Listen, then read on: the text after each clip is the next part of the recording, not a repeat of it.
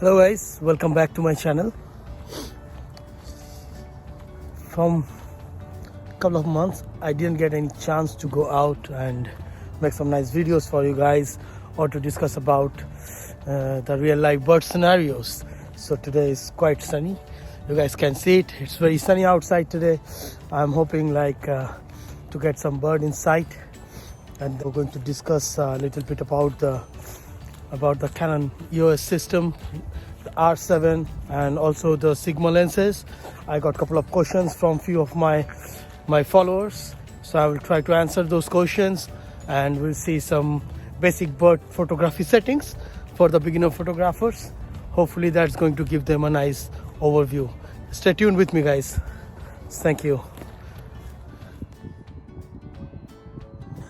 So guys, if you can see, the bird is consistently moving, but the Canon R7 is pretty good to track this bird and its eye system. Look, the eye tracking is working absolutely fine. Sorry for the sun is coming just behind me, but I'll just try to give you a nice shot. Yeah, here.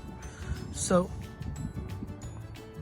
the autofocus system, I just put the autofocus system and the eye tracking is working absolutely fine incorporated with the Sigma 600mm. So this camera and the Sigma 600 just works perfectly fine altogether. In the meantime, I will show you what are my settings I use normally. So this is a live view from the camera, and I'm not tracking.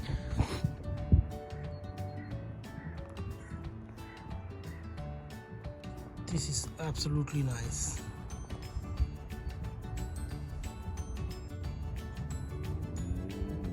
The eye tracking is spot on, just tracking the animals. I've seen a lot of videos where people say, oh, the eye tracking is not working that much, or it's not even track the animal. But no, it's all about the setup, how you set up your camera to track the animal or to use it. So if I turn on the video, you guys can see that the camera is still tracking the bird and the eye in the video mode. You can see I'm recording. If you see some blur suddenly, that's on my phone, because I'm recording with the phone on the camera screen. So this is what I was really trying to see you. Even in the video mode, the camera is working perfectly fine with the animal eye tracking and the autofocus.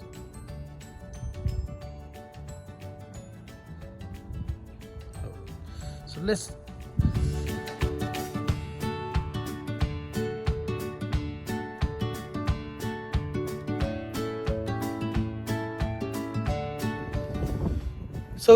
let's have a small discussion about the system and the settings. So what I'm using, especially while I'm shooting the videos and I'm shooting the birds, and that will give you a right idea that a lot of questions will be answered. That's how the autofocus is working on that.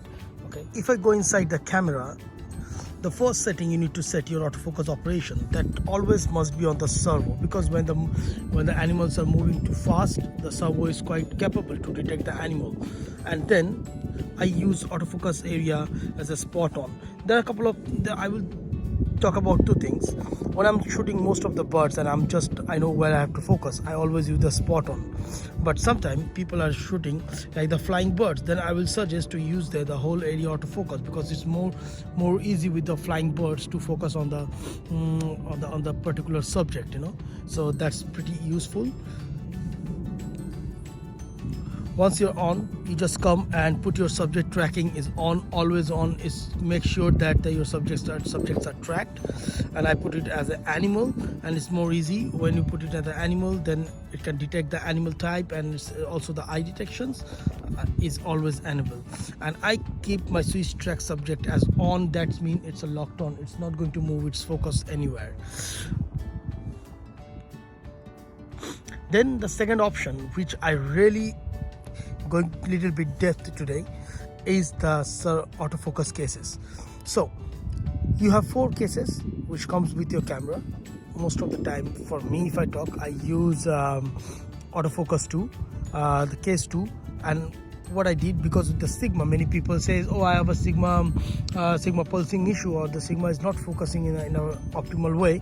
So I always told them what you need to do. First, you have to think what kind of subject you are tracking or you are shooting. So for my cases, I'm shooting the birds. So in that case, I use the case 2, and the track sensitivity, if I go in, I always put it on the locked on. So that means it keeps tracking the subject. It's not going to move its focus from the subject to any other stuff. Second thing is the acceleration and deceleration. What does it mean? That means sudden movement. So if you have a subject which is moving too much from left to right or right to left, or it's too much dynamics, so you need to make sure that your camera focus is capable to move that, to record that movements.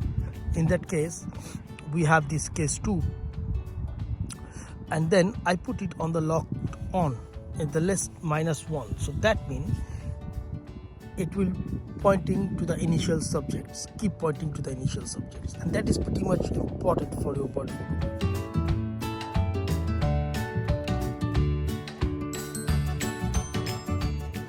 So the next option what I use is my back button as an autofocus. Why I use that? So using your back button as an autofocus, it will give you the flexibility to lock on the subject, the focus onto the subject specifically.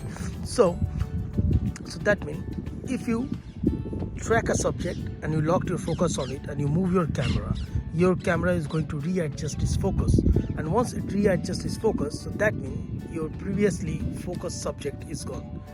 So you have to come back again, and again you have to focus on that. It is pretty much useful, very useful on the dynamic moving subject or flying birds. So I always suggest, please use your back button as an autofocus. If you use your shutter button as autofocus and also for the shutter, that's going to readjust the focus every time you click on it. So let me give you an example. So look at the subject, the water birds. What's going to happen?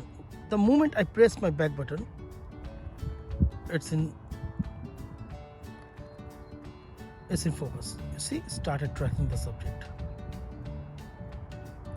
Let's take this one.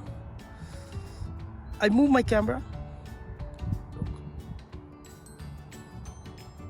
and get back to my initial subject. It is still focusing on it. So that means the focus to this bird is locked. It's not going anywhere, and you're ready to shoot. So this is why I always use. So if you use your main shutter button, what's gonna happen? You focus on this, you move, you focus on another bird, and you come back. This is completely out of focus. So you really need to do it again. So that's why I always like to use my back button focus.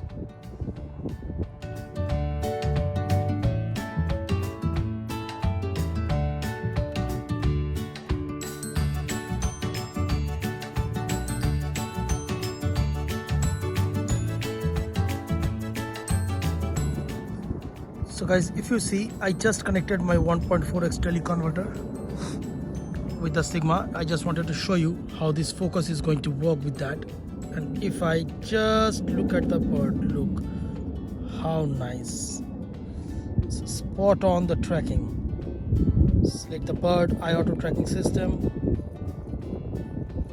Yeah, although it's not that fast compared to all the Canon converters or Canon lenses, but with the Sigma, this 1.4x converter is the best choice for Canon R7. You will not regret it. It's the focus system, the tracking system is absolutely spot on. It's working perfectly fine.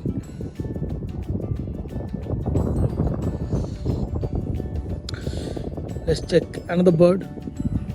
If I just focus on it, look how fast it is. Let's take another bird. I will show you on the live. This one, just focus on it. This is absolutely nice. So you see, there is no lag between the focus system. It's working as usual in a right pace.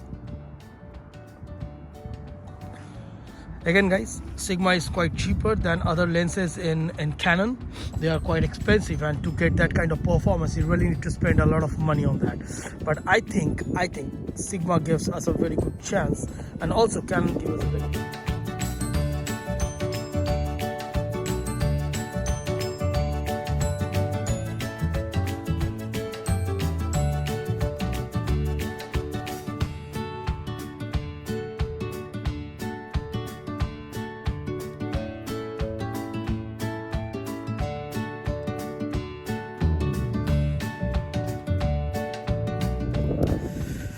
So guys, thanks for staying with me, and keep supporting me. Like and subscribe my channel. Keep posting your questions as I answer in this video. So keep posting your questions for me, and it will give me some more time to prepare and deliver a nice videos to you guys.